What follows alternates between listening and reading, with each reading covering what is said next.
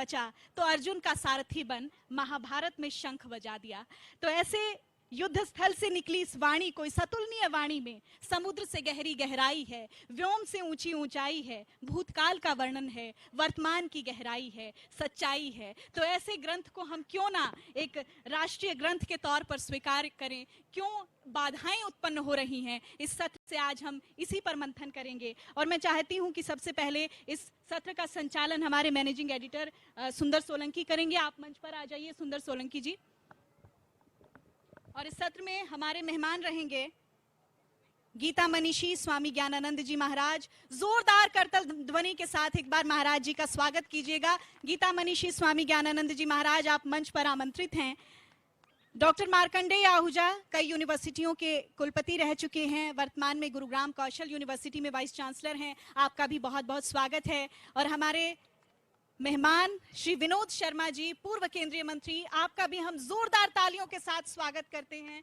और अपने आप में बहुत खास विषय कि क्या अड़चनें आ रही हैं, क्या बाधाएं आ रही हैं गीता को राष्ट्रीय ग्रंथ स्वीकार करने में, और इसको लेकर अब और प्रकाश इस सत्र के दौरान हम डालेंगे। कोशिश करेंगे उन अनछुए पहलुओं को निकालने की, कोशिश करेंगे उन तमाम आशाओं, उन तमाम उम्मीदों पर चर्चा परिचर्चा करने की, कोशिश करेंगे इस धरा से हम एक आशा की किरण बनने की, कोशिश करेंगे हम कि गीता कि इस नगरी को धर्म नगरी कुरुक्षेत्र, धर्म क्षेत्र कुरुक्षेत्र से कुछ नई चीजें, कुछ भविष्य के नए आधार निकल पाएं। ओवर टू यू सुंदर सोलंकी जी।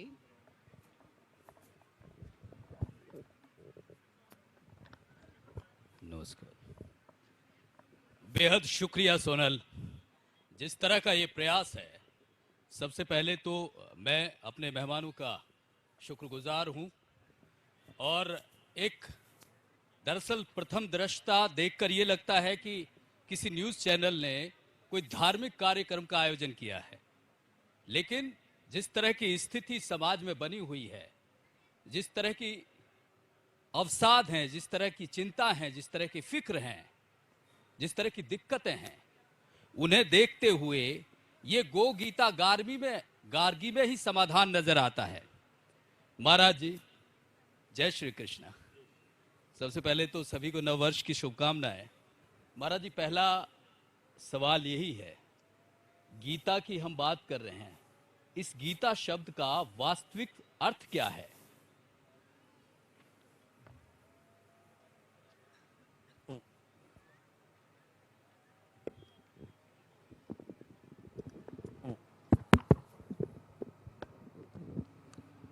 ओम।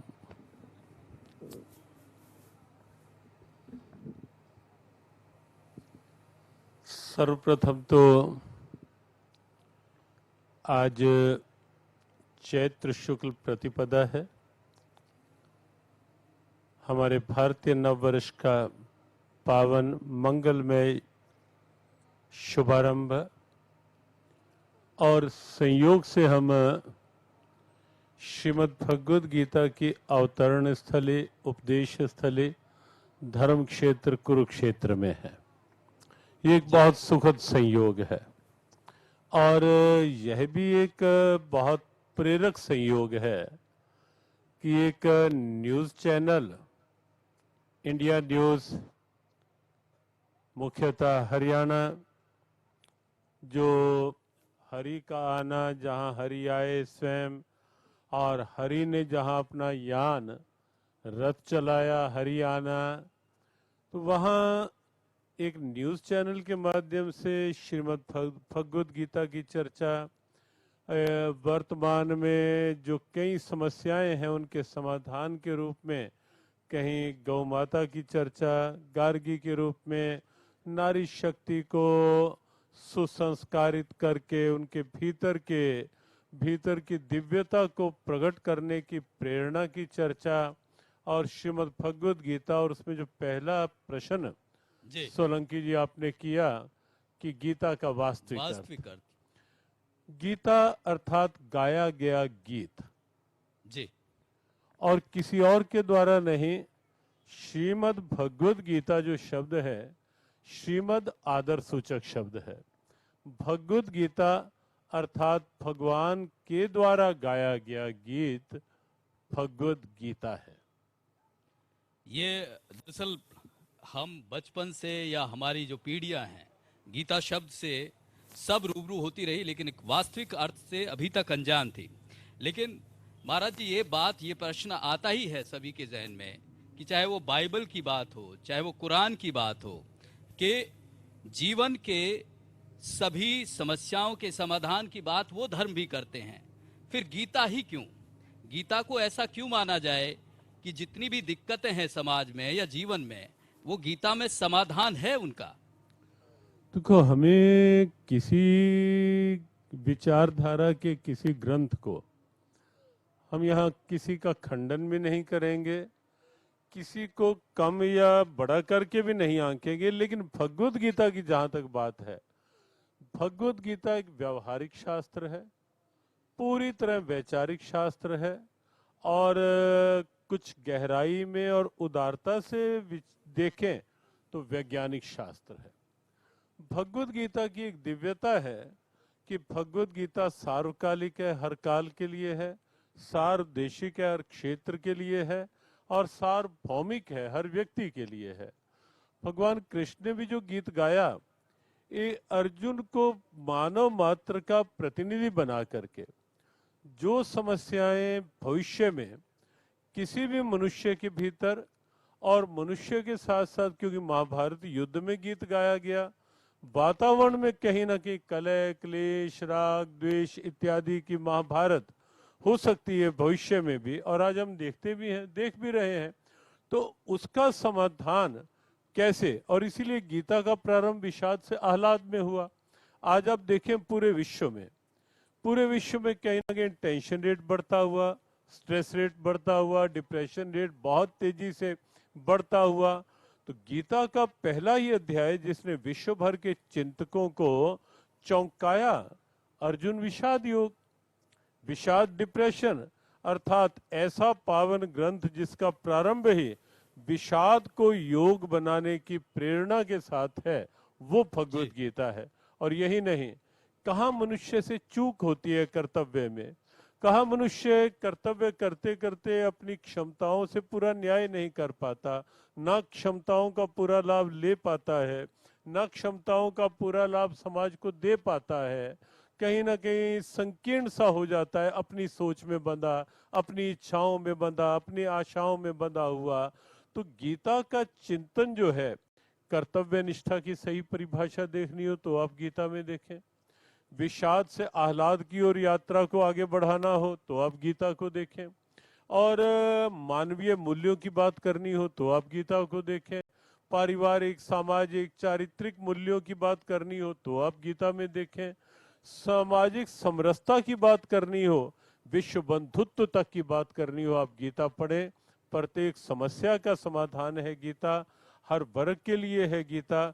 और इसीलिए गीता न केवल भारत, न केवल हिंदू, अपितु पूरे विश्व की और पूरी मानवता की वर्तमान की एक बहुत सार्थक, बहुत आवश्यक आवश्यकता है। गीता आवश्यकता है, यही बात महाराज जी। और जिस तरह से लगातार गीता के विषय में ये कहा जाता रहा कि जीवन का मैनुअल है, केवल एक किताब भर नहीं है। और स्थिति जिस तरह से महाराज जी ने बताई कि हर क्षेत्र में गीता अपना विषय रखती है, अपना योगदान रखती है। और यही वजह है कि हम इस तरह की मुहिम को लेकर, गो गीता गार्गी को लेकर पूरे देश भर में जाएंगे कि ये केवल धर्म या केवल कुछ क्षेत्र का विषय नहीं है, ये जीवन का विषय है, मानवता का विषय है। पूर्व केंद्रीय मंत्री विनोद शर्मा जी भी हमारे साथ मंच पर मौजूद हैं। सर, महाराज जी ने कहा कि सभी क्षेत्रों में गीता का अहम योगदान तो है ही, अहम हिस्सा भी है। खासकर आप राजनेता रहे हैं देश के, तो क्या मानते हैं, गीता को किस तरह से देखते हैं कि राजनीति में गीता का क्या महत्व है, क्या योगदान है, और आपने खुद क्या महसूस किया? गीता मनीषी महाराज जी, गीता के बारे में जितना ज्ञान आपने लोगों में बांटा है शायद किसी ने नहीं बांटा। गीता एक ग्रंथ नहीं है।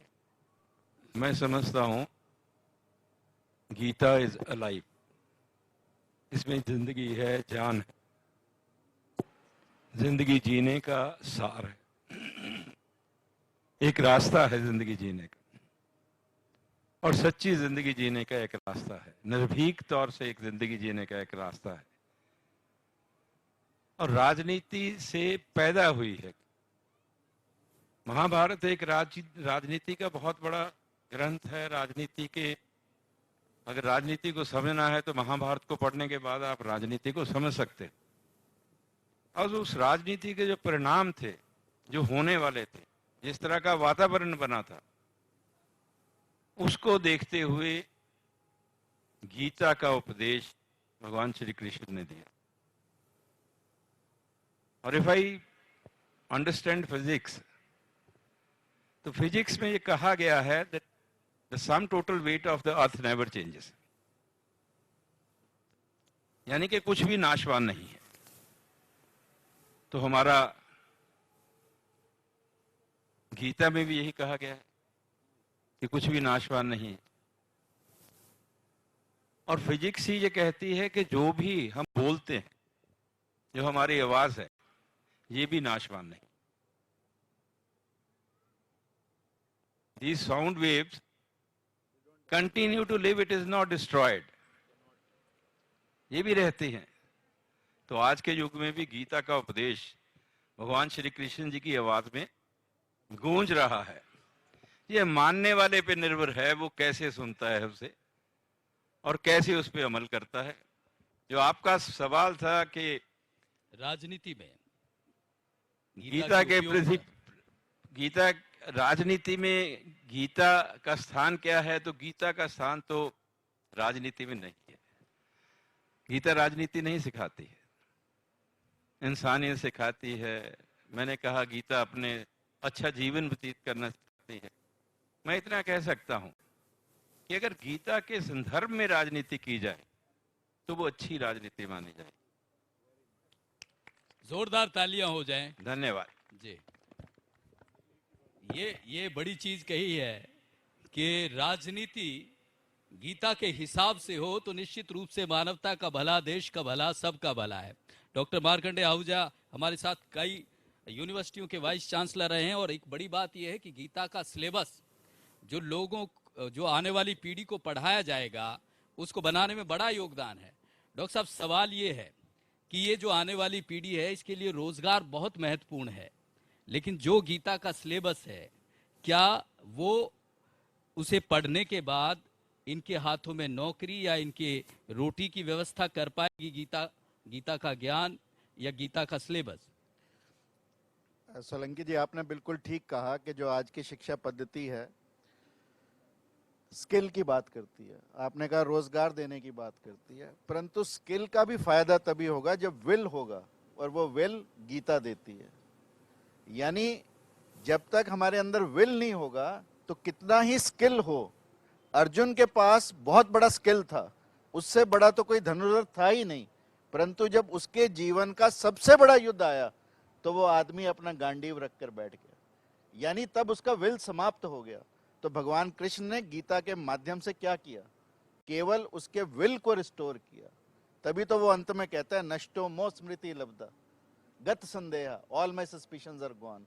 तो इसलिए मेरा ये मानना है कि जब तक हमारे अंदर विल पैदा नहीं होगा, हम कितनी ही स्किलिंग कर लें, कितना ही स्किल इंडिया की बात कर लें, इस देश में उन्नति तभी हो सकती है जब लोगों का विल होगा। जापान 1942 में तबाह हो गया, परंतु लोगों के अंदर विल पैदा हुआ तो उन्होंने 20 साल के अंदर ही अपने आप को एक बहुत ही बड़ा प्रगतिशील राष्ट्र बनाया। तो भारत में भी विल की आवश्यकता है, और जिस दिन ये विल पैदा होगा, भारतीयों में स्किल की तो कभी कमी थी ही नहीं और कमी है भी नहीं। इसलिए ये महत्वपूर्ण है कि गीता के माध्यम से हम वांट जगाएं, हम विल जगाएं। आज पूरी दुनिया प्रॉफिटेबिलिटी की बात करती है, परंतु क्रेडिबिलिटी कहां से आएगी? जैसे विनोद शर्मा जी ने कहा, उस क्रेडिबिलिटी वो गीता से आएगी। इसलिए ये महत्वपूर्ण है कि हम गीता की को शिक्षा का एक अंग बनाएं, गीता हमारे जीवन का एक अंग बने। और मैं तो ये मानता हूं कि गीता ही शिक्षा है। यदि गीता को आपने अपने जीवन में ढाल लिया तो किसी और शिक्षा की आपको आवश्यकता भी नहीं है। ये बड़ी चीज कही है कि आप में जो इच्छा शक्ति, जो दृढ़ निश्चय जो आता है वो गीता सिखाती है। लेकिन महाराज जी, ये संशय, ये भ्रम लगातार बना रहता है कि ये धर्म विशेष से जुड़ी हुई है। ये धर्म केवल या तो जो दूसरे धर्म है उनको लेकर रिजर्वेशन है। क्या कुछ ऐसा मार्गदर्शन है धर्म निरपेक्षता को लेकर गीता में?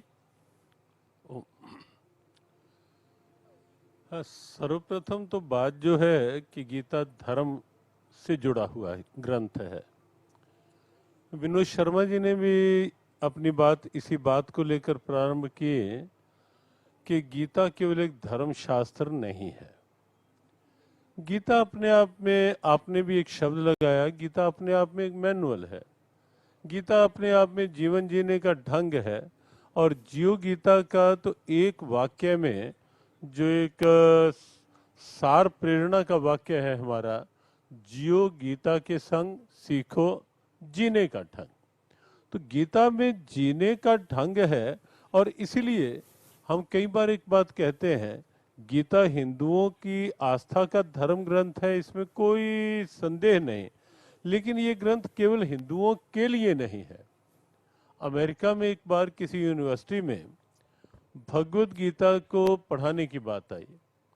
किसी ने प्रश्न कर दिया कि हिंदुओं का ग्रंथ और एक क्रिश्चियन देश में। तो वहां के एक बहुत प्रबुद्ध व्यक्ति ने कहा कि एक बार भी गीता के 700 श्लोकों में यदि मुझे कोई हिंदू शब्द लिखा हुआ दिखा देगा तो बिल्कुल मैं इस ग्रंथ को अलग रख दूंगा और हम इस बात पर चर्चा ही नहीं करेंगे। लेकिन गीता में तो आप देखेंगे हिंदू शब्द तो क्या, वहां नर शब्द, मनुष्य शब्द की चर्चा नाम मात्र किसी विशेष संदर्भ में आई है। वहां जहां भी चर्चा आई सर्वभूत हितेरता की आई, समोहम सर्वभूतेषु की आई, प्राणी मात्र के हित की बात आई, प्राणी मात्र में एक ही परमात्मा की चेतना है ये बात आई। और जब ये बात आती है कि प्राणी मात्र में एक ही चेतना, तो वहां किसी की धर्मनिरपेक्षता कहाँ बाधित होती है और वहां धर्मनिरपेक्षता की बात ही कहाँ आती है।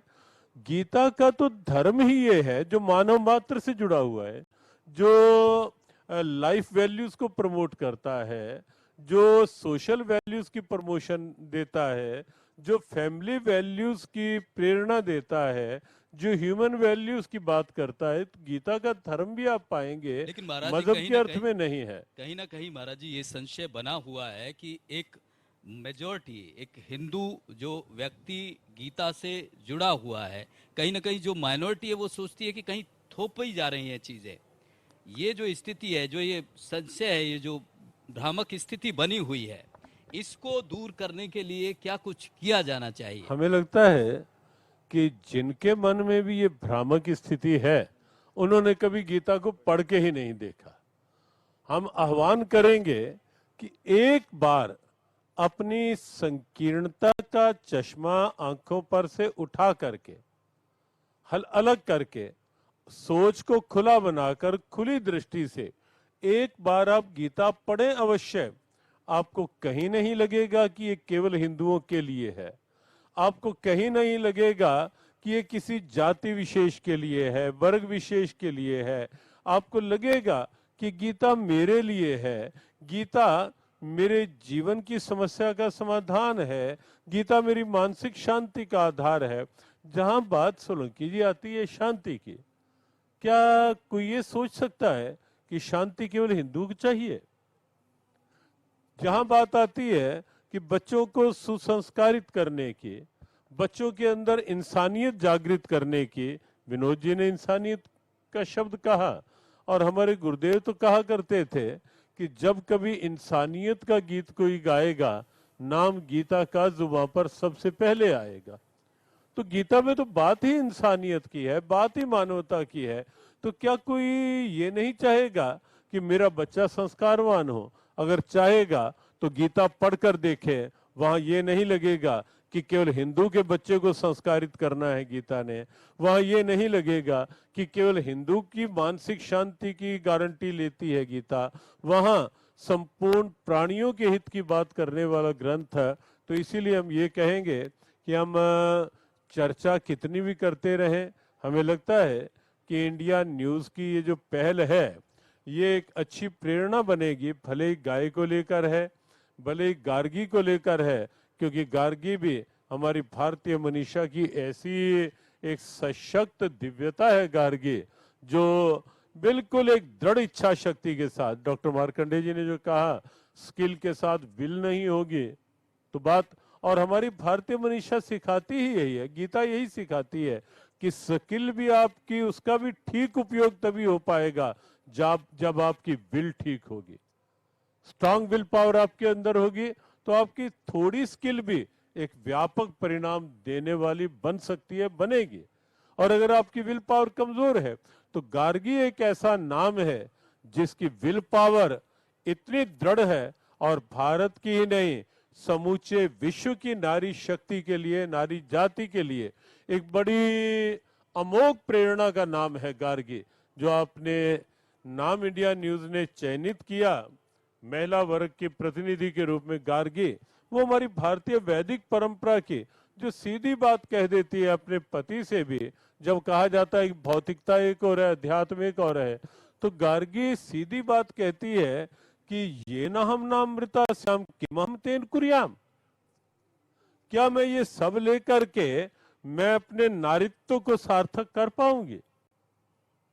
ये जो आप मुझे बता रहे हैं ये भौतिकता, और तब याज्ञवल्क्य जी कहते हैं कि नहीं, स्थिति जो आपकी अंतर चेतना की जागृति है वो वास्तव में एक अमर प्रेरणा बनेगी, और वो अमर प्रेरणा जो गार्गी के नाम के साथ जुड़ी, हमें लगता है कि वही अमर प्रेरणा इंडिया न्यूज के साथ भी अब जुड़ करके भारत ही नहीं विश्व भर के नारी जाति के लिए एक सशक्त प्रेरणा का आधार बनने जा रही है। जी, और बहुत धन्यवाद। गीता को लेकर भी जो इंडिया न्यूज ने पहल की है, हमें लगता है एक और जहां देश उत्सुक हो रहा है समस्याओं के समाधान के रूप में गीता को देखते हुए, एक और जहां हरियाणा में गीता अंतर्राष्ट्रीय गीता महोत्सव के रूप में वैश्विक पहचान बन रही है, एक और जहां शिक्षा क्षेत्र में गीता को लाने के लिए कई प्रांतों में एक होड़ सी लगनी प्रारंभ हुई है, ऐसे समय में इंडिया न्यूज की ये पहल गीता की इस चर्चा, इस संवाद के रूप में हमें लगता है उन लोगों के भीतर भी एक जागृति का संदेश देगी जो लोग मानते हैं कि गीता केवल हिंदुओं का या केवल धार्मिक आस्था का ग्रंथ है। हमें लगता है कि लोग गीता पढ़ना प्रारंभ करेंगे और ये शंका पूरी तरह निर्मूल हो जाएगी कि गीता केवल हिंदुओं के लिए है, गीता सबके लिए है, समान रूप से है। गीता सबके लिए है, समान रूप से है, तो गीता में सभी समाधान हैं। पूर्व केंद्रीय मंत्री और देश के जाने माने राजनेता विनोद शर्मा सर ये जानना चाहेंगे, जब सारे समाधान हैं देश हित के, समाज हित के, तो गीता को राष्ट्रीय ग्रंथ घोषित करने में बाधा क्या है? क्यों नहीं होना चाहिए राष्ट्रीय ग्रंथ घोषित गीता? शायद जो वाइस चांसलर साहब ने कहा कि एक विल चाहिए, मेरी तमन्ना है, मेरा विश्वास है, आपका विश्वास है कि गीता एक राष्ट्रीय ग्रंथ होना चाहिए। तो क्यों नहीं है, आपका सवाल है। मेरा उत्तर है कि हम सब में वो विल पावर नहीं है कि हम इसको बनवा सके। हमारे में विल होनी है, सिर्फ बात करने से नहीं होगा। एक सच्ची श्रद्धा के साथ, सच्ची आवाज के साथ, जिसमें सबकी आवाज सम्मिलित हो, क्योंकि ये गीता मनीषी स्वामी जी ने जो कहा बहुत विचार करने की बात है। गीता किसी एक संस्था से, एक समाज से, एक देश से, एक समूह से जुड़ी हुई नहीं है। ये मानव जाति के लिए, और जो ग्रंथ मानव जाति को रास्ता दिखाता है,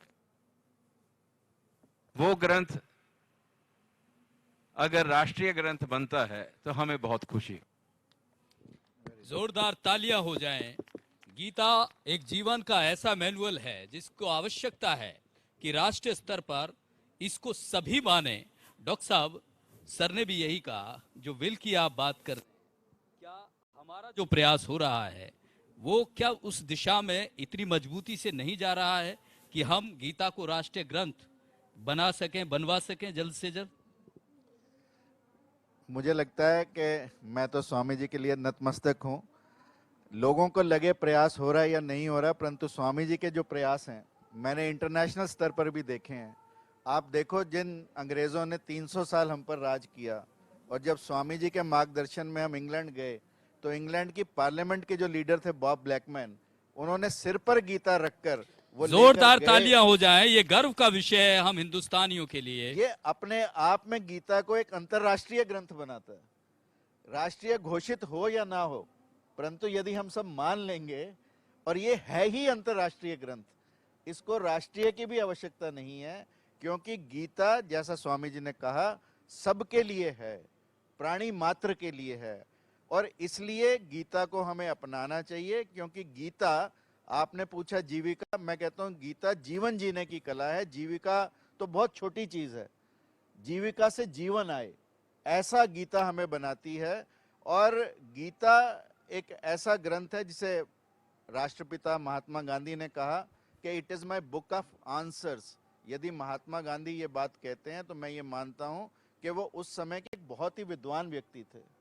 आज के समय में यदि प्रधानमंत्री नरेंद्र मोदी ये कहते हैं कि यदि भारत के पास कोई अनुपम भेंट है तो वो गीता है, और यदि मेट्रोमैन श्रीधरन, जिन्हें हम एडमिनिस्ट्रेटर मानते हैं बहुत अच्छा, वो ये कहते हैं कि गीता इज एन एडमिनिस्ट्रेटिव गॉसिपल, तो हमें ये सबको समझना चाहिए कि वाक्य में ही गीता के अंदर कुछ है।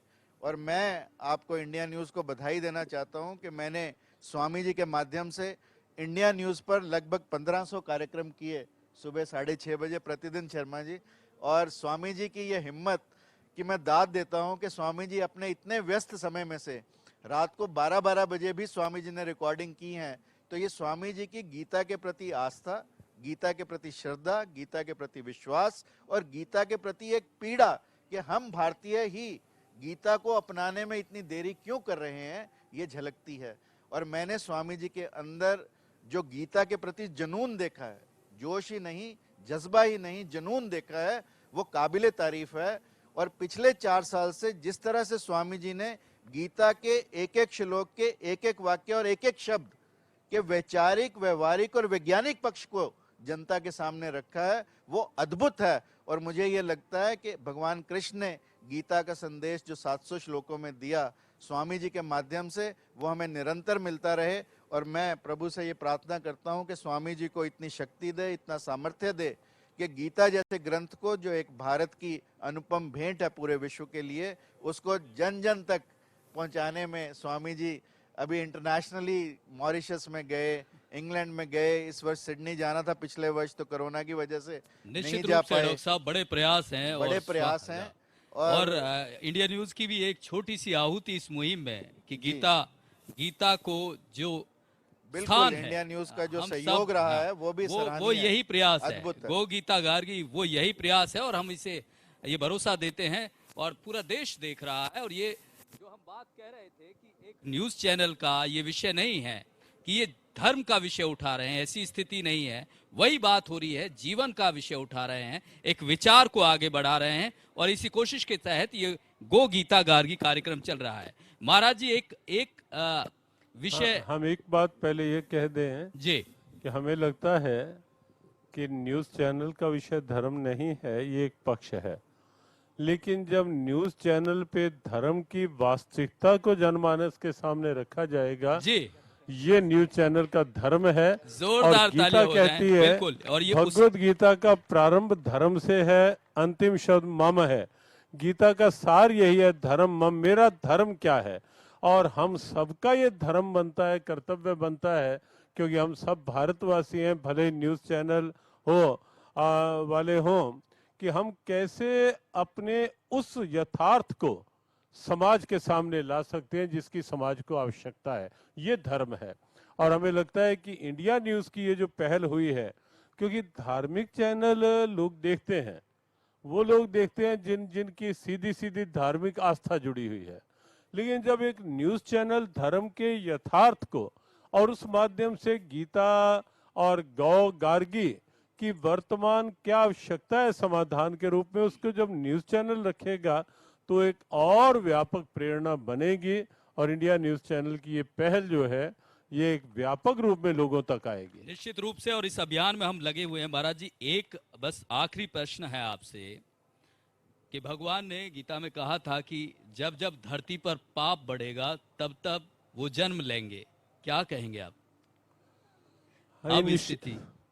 देखो, गीता का हर वाक्य जो है वो वैज्ञानिक प्रमाणिकता का वाक्य है। डॉक्टर मार्कंडे जी ने भी जो बात कही कि विचार है, व्यवहार है, विज्ञान है साथ।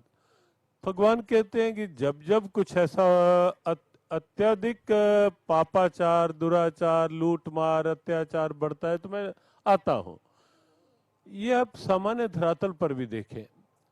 मान लो किसी का कोई व्यवसायिक प्रतिष्ठान ही है, अगर वहां कुछ अराजकता होती है, पहला प्रयास होता है कि वहां का कोई प्रबंधक ठीक कर ले, किसी को भेजकर ठीक कर ले। लेकिन जब बिल्कुल लगता है कि अराजकता इस स्तर तक होती है, तब जाकर जो प्रतिष्ठान का मालिक होता है वो कहता है अब तो मुझे ही जाके देखना पड़ेगा। तो सृष्टि परमात्मा की बनाई हुई है। जब जब लगता है कि कुछ सीमित क्षेत्र में कोई सीमित बात है, तब तक कोई ना कोई किसी न किसी रूप में प्रयास रहते हैं कि वो सुधार हो जाए।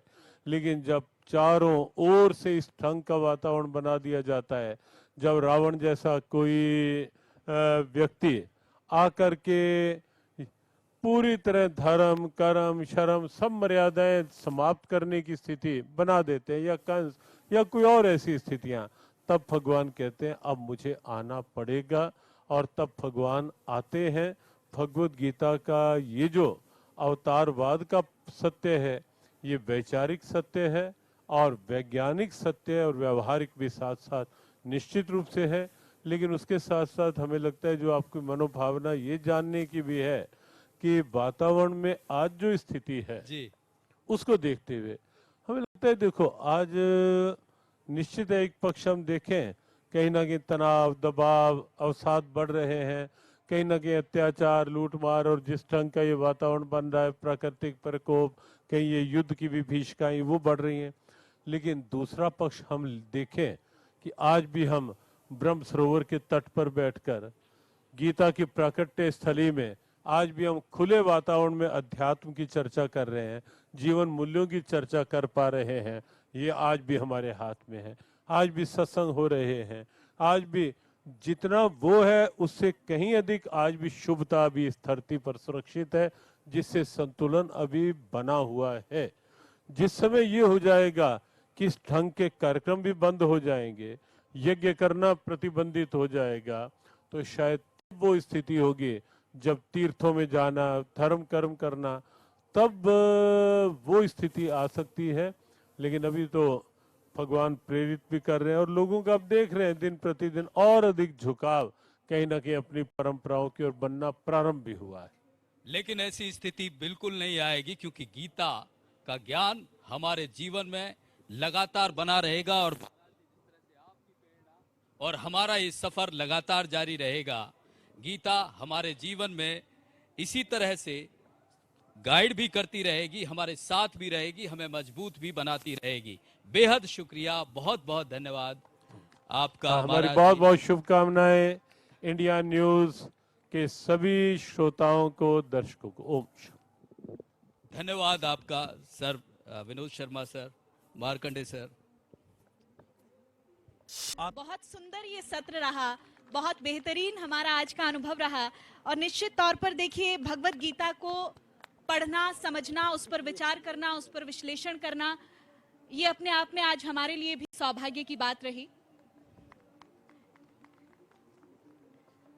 महर्षि मार्कंडे, माफ कीजिएगा, मार्कंडे आहूजा जी से भी मेरी गुजारिश है, गीता मनीषी जी से, कि एक गीता की प्रति उन्हें देकर सम्मानित करें।